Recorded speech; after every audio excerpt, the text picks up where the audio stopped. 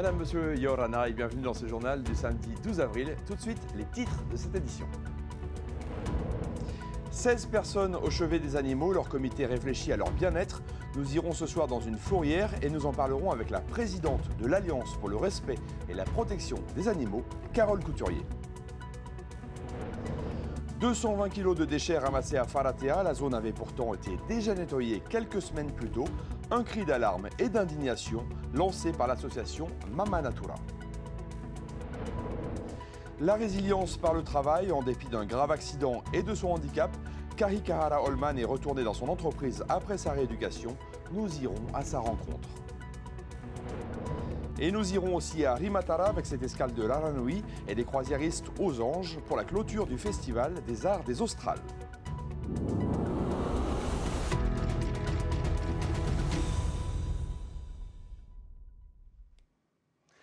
Comment améliorer la condition animale au Fénois? Eh bien, un comité de 16 personnes y réfléchit depuis un mois. Liora Bounik et Naya Bennett sont allés rencontrer les principaux concernés, les chiens des fourrières. C'est l'heure d'une séance d'éducation canine pour ces chiens de fourrière. Souvent perçus comme dangereux, ils souffrent d'une mauvaise réputation qui pourrait les mener droit vers l'euthanasie. C'est justement ce que Karine cherche à éviter. On parle d'une problématique de politique publique liée à la surpopulation des chiens errants et divagants. Mais au-delà de cette problématique qui est forte, il y a derrière la volonté du bien-être animal pour faire en sorte que les hommes et les animaux vivent de manière harmonieuse ensemble. Et sa mission, identifier des solutions et définir un plan d'action pour le bien-être animal. Une politique pleinement partagée par le SICFA. Si des chiens comme Pepper auraient été euthanasiés ailleurs, ici, on leur apprend à surmonter la peur pour prévenir l'agressivité. Tout le travail qu'on a fait avec ce chien fait qu'aujourd'hui, il est super adorable. Il est super proche des humains. Donc on a réussi à lui redonner confiance en l'humain, à lui redonner confiance en ses congénères. Donc aujourd'hui, il peut être adopté parce qu'on est très attentif à son bien-être. Des efforts qui permettent à 75% des chiens recueillis d'être sauvés. Des chiffres rares. Selon le directeur du SICFA, ce taux est inférieur à 2% dans d'autres communes. Pour le comité consultatif, ces animaux pourraient aussi jouer un rôle essentiel dans la création de nouveaux métiers. On voit qu'il y a une demande de plus en plus forte pour justement avoir cet appui sur des agents qui seraient intéressants, qui sont des agents canins, qui seraient intéressants pour justement lutter contre le rat. C'est également des réflexions sur nos amis les bêtes qui peuvent apporter un soutien aux personnes qui sont en handicap, aux personnes qui sont les personnes âgées. Si le premier comité consultatif visait à établir des lois pour protéger les animaux et réguler leur population par la stérilisation, le prochain, prévu le 14 avril, abordera les transports des animaux vivants, les fichiers d'identification territoriaux et la question des morsures en Polynésie. Carole Couturier, bonsoir. Bonsoir. Vous présidez l'ARPAP, l'association pour la protection et le respect des animaux en Polynésie. C'est pas dans cet ordre, c'est le respect et la protection, mais c'est la même chose. S'il y avait une mesure à prendre pour les animaux, quelle serait-elle? La priorité? Alors, la priorité, c'est cadrer la vente. On a déjà lancé la stérilisation, donc il n'y a pas de souci et il faut le continuer. Mais maintenant, c'est cadrer la vente, cadrer les pseudo-éleveurs, pour éviter que beaucoup de chiens soient vendus à des gens qui ne savent pas les gérer et qu'on les retrouve dans la rue après. Avec des amendes aussi, s'il y avait des abus? Avec des amendes, bien sûr. Et la loi existe, mais elle est peu appliquée Alors, selon vous? Sur la vente, elle n'existe pas encore. Après, tout ce qui est divagation et autres, il y a des lois qui existent, mais elles ne sont pas appliquées. Vous parliez de la stérilisation il y a un instant. Est-ce que c'est facile de faire stériliser son animal, je parle du chien ou du chat, en Polynésie? Alors, ça peut être compliqué, notamment sur les territoires où il n'y a pas de vétérinaire. Sur les territoires où il y a des vétérinaires et où il y a des associations, les campagnes de stérilisation permettent maintenant un accès un peu plus facile. Il reste à s'occuper des îles où il n'y a pas de vétérinaire. Est-ce qu'il y a aussi des aides aux stérilisations ou pas? Oui, les associations ont reçu des subventions. Donc le pays réfléchit à de nouvelles subventions, à de nouveaux cadres, à améliorer de plus en plus pour promouvoir au maximum la stérilisation et l'identification des animaux. Il y a eu aussi des morsures graves de la part de chiens sur les humains, avec parfois même des décès. Est-ce que nous comprenons suffisamment la manière dont les chiens réagissent quand on va à leur rencontre, des fois de manière un petit peu impromptue? Alors, on le sait statistiquement mondialement, hein. On n'a pas de statistiques locales, mais on sait qu'une grande partie des blessures qui sont dues aux chiens, c'est pas que parce que le chien est très agressif, mais c'est aussi des fois de nos méconnaissances. On a des actes ou on a des positionnements qui peuvent leur faire croire qu'on est agressif vis-à-vis d'eux et ils vont mordre. Donc il faudrait aussi une bonne sensibilisation et une éducation au langage du chien Pour que pour nous-mêmes les on enfants, comprenne ces pour que nous on réactions. comprenne et qu'on évite d'avoir des actions qui peuvent être mal comprises par l'animal et finir par une morsure. Ça, vous le préconisez dans les écoles, dans les familles? On espère que ça rentre dans des programmes éducatifs. Très bien. Alors jusqu'ici, on voulait surtout agir pour limiter les nuisances des animaux. Et cette fois, il y a un changement de philosophie. J'ai l'impression c'est qu'on part du bien-être animal dans le comité de pilotage dont on a parlé dans le reportage. Est-ce que c'est vraiment un changement de paradigme finalement? C'est effectivement un changement parce que on n'est plus à juste essayer de régler les problèmes quand ils arrivent. On essaye d'anticiper, on essaye de voir comment on peut améliorer les choses, faire de la prévention comme ils font au SICFA par exemple, pour pouvoir avoir un cadre de vie humain-animal qui soit serein sur le territoire. Puis vous voulez aussi, je crois, dans les associations, faire évoluer le regard qu'on porte sur les animaux, même sur les animaux qu'on a chez soi, les animaux domestiques. Est-ce que vous pensez qu'on pourrait mieux en prendre soin? Je ne parle pas des animaux divagants cette fois, mais ceux qu'on a à la maison. Alors, je pense qu'il y a beaucoup de méconnaissances et donc les gens ne sont pas obligatoirement maltraitants, mais on a des fois des maîtres qui, par manque de connaissances, ne traitent pas bien leur animal. Donc effectivement, ça fait partie des choses où il faut que les gens apprennent, s'intéressent à l'autre.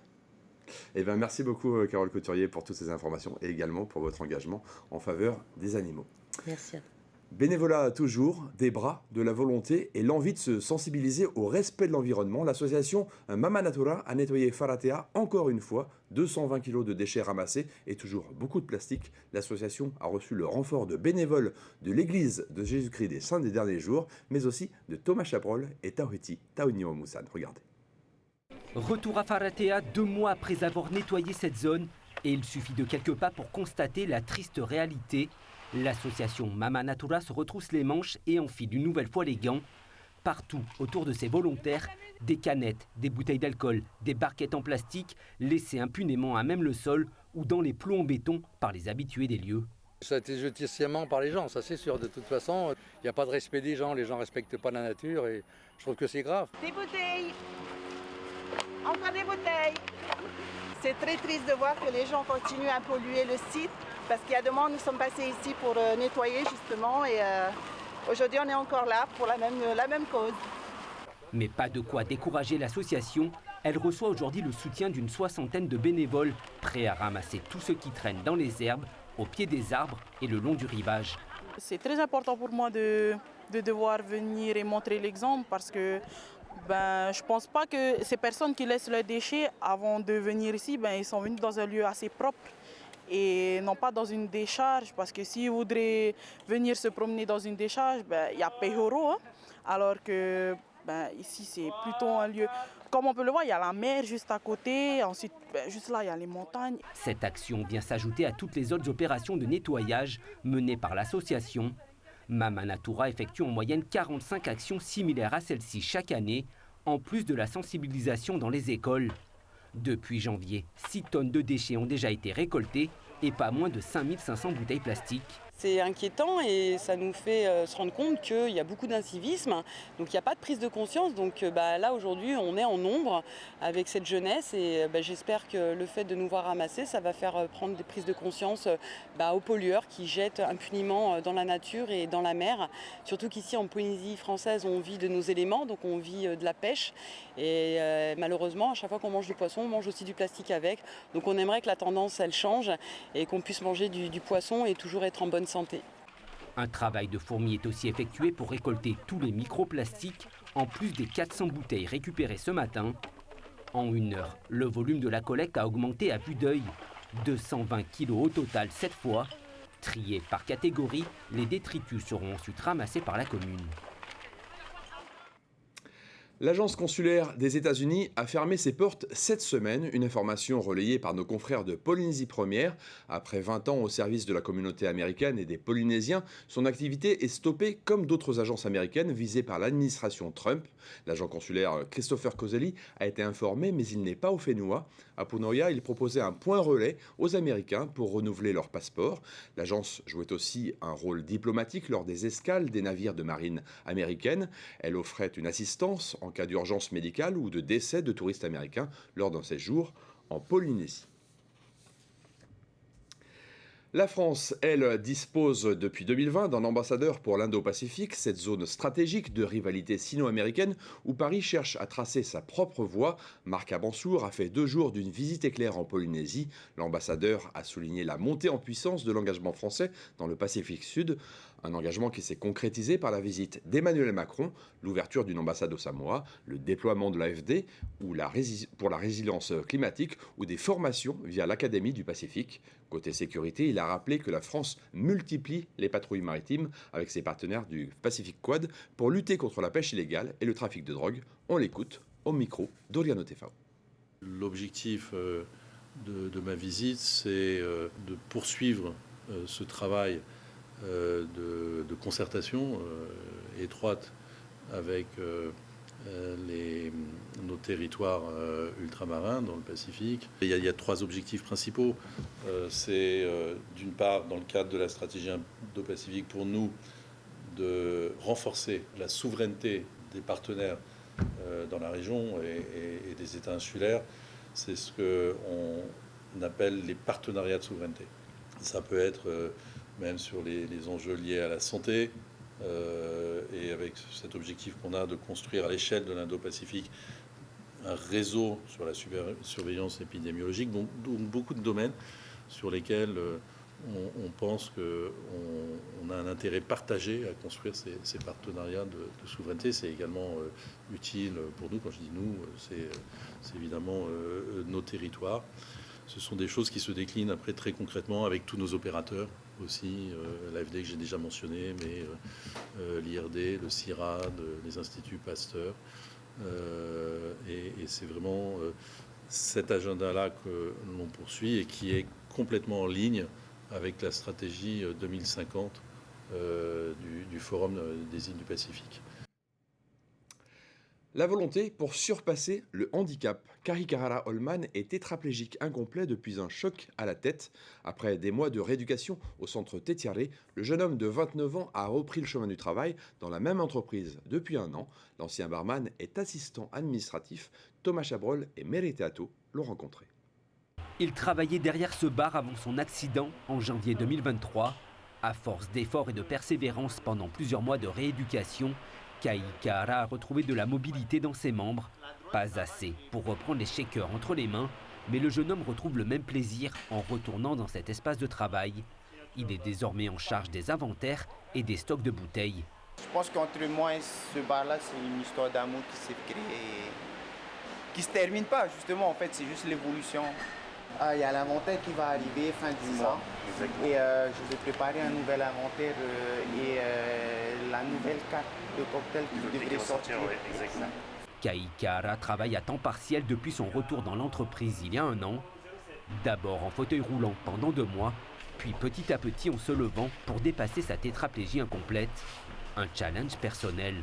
J'ai utilisé mon fauteuil jusqu'au moment où j'ai pris confiance et je me suis dit, bon, au final, pourquoi pas tenter? Tu vois, il faut le tenter avec une sécurité, bien sûr, mais il faut tenter. La rééducation, ça passe aussi par ça. Il faut tenter des choses. Ça a été important aussi pour mon entourage, de voir que je puisse me séparer du fauteuil.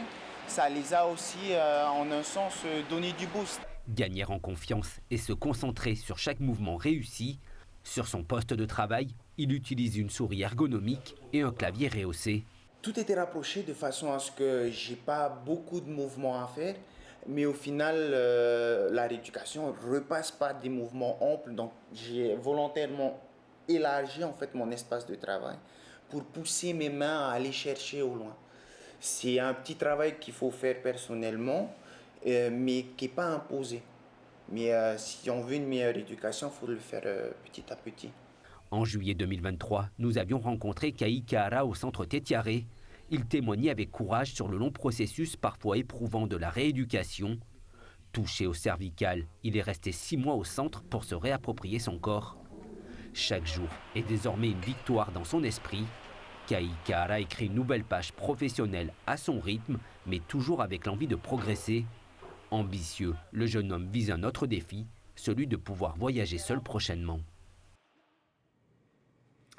Escale à Rimatara pour la Ranui cette semaine. Les croisiéristes ont profité des derniers jours du Festival des Arts des Australes. Une aubaine pour ces touristes friands de découvertes culturelles, Moya Pierron et Samuel Ravatua-Smith. La découverte d'une nouvelle culture, de traditions qui diffèrent des leurs, c'est l'un des objectifs de cette croisière et de cette escale à Rimatara. Ils veulent voir justement la culture locale, comment les gens vivent, les locaux, le mode de vie. C'est plus une découverte aventurière et de se mouler un peu dans le style de vie local. Voilà. Les touristes y ont trouvé une société très traditionnelle et une vie communautaire qu'ils ne connaissaient pas. C'est très traditionnel, c'est très bien de voir cet événement qui est organisé ici. Autant de monde regroupé sur une si petite île dans le Pacifique, c'est vraiment bien de pouvoir être ici et d'y participer. C'est le sens de la communauté qui est, je pense, spectaculaire. Autrefois, cela existait dans d'autres pays, mais cela a progressivement disparu. Il faut venir dans des endroits isolés pour ressentir ce sentiment de communauté. Lors de cette escale, les voyageurs ont pu assister à la dernière course de porteurs de fruits. Longue de 800 mètres, avec une charge de 500 kg sur le dos, elle est réservée aux coureurs aguerris. C'est incroyable, vraiment j'aimerais pouvoir porter quelque chose comme ça, c'est juste incroyable. C'est incroyable parce que mon poids c'est aussi plus ou moins 50 kilos, donc je pense que c'est incroyable qu'on puisse porter quelqu'un pour autant. Si tu viens le même jour participer, tu peux dire c'est fini pour toi. Les autres vont rigoler. Parce que ceux qui viennent participer, ce sont des jeunes qui ont travaillé. Qui se sont entraînés pour ça, avant de venir. C'est super fascinant parce qu'il n'y a pas seulement le sport, on peut aussi voir comment on prépare la nourriture, on peut aussi voir des choses jolies comme ça. Et les regroupements comme celui-là, c'est justement ce qui permet de faire vivre les traditions et transmettre les savoir-faire. Un point important pour les habitants des Australes qui aimeraient que les jeunes générations apprennent les us et coutumes et les transmettent à leur tour.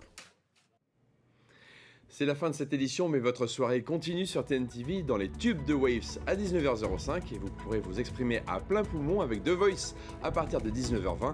On se quitte sur ces images du Tiki Fest hier soir et ce soir au Parc Valley. Très bonne soirée, à demain, pareil.